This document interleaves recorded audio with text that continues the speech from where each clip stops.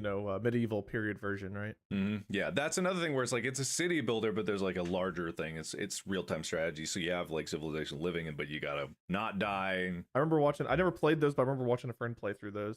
This is one where I don't know if it would really recapture it if there was like a remake, remaster, some situation. But I feel like this game flew under the radar for a lot of people, and I'm upset about it. Win Back Covert Operations on the N64. Did you guys ever play this game? Win back?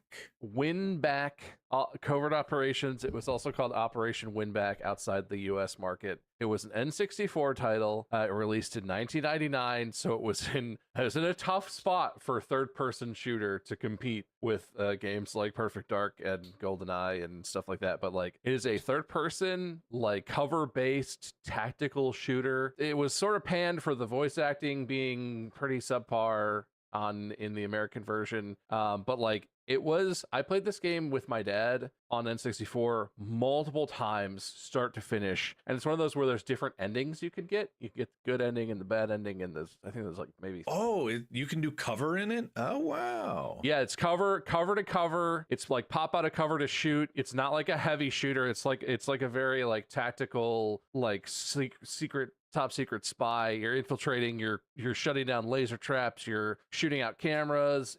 I feel like this game got overshadowed by some of the other heavy hitters on N64. It's just a fantastic game, and I don't know how it would work in a modern version because part of it was the controls are kind of janky, right? It was an N64 game where it was like cover-based shooting, jumping. It's janky. It was kind of janky, but it was janky in a way that was like very enthralling. And it also had some boss fights that were just very like, some were very epic and some were memorable for being funny, but like stupidly easy. And there's one in particular I remember where you're basically in like a big control room and you're like, I think you're at the top and the boss is at the bottom or vice versa. And the boss just runs back and forth, lobbing grenades towards your side and then saying goofy shit in between. And you just have to move back and forth from cover to cover and slowly kill him. But it was really funny, was what I remember. And I haven't played this game since I was like a kid. I would love to see Win Back as an IP come back as like a sort of modern tactical cover-based spy shooter type thing. I love that game.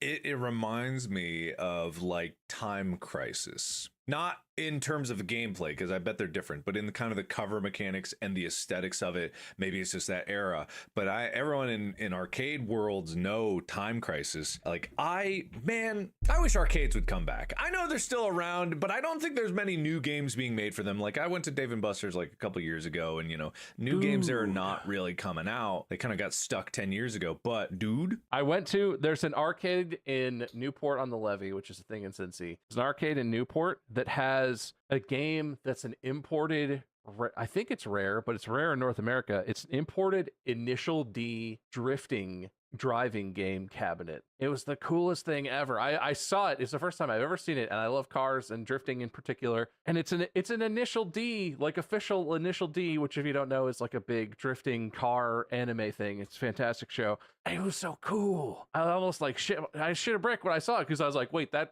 driving game says Initial D on it. It was just very cool. I've never like played. I'm not an arcade guy, so I've never like sought out rare cabinets or whatever. But this was like literally imported, not a North American market thing. It was so cool. And the game was so fun. I wish Americans got games like that. Like, damn. Well, I just heard, I was looking up arcades, like if I could see new releases, and they got a lot of rhythm things coming out, but it just said, during COVID-19, many arcades in Japan shut down. A couple more I got to throw out there before we wrap up. You guys, if you have more too, that's fine. Knights of the Old Republic, I think they are working on one. I would love to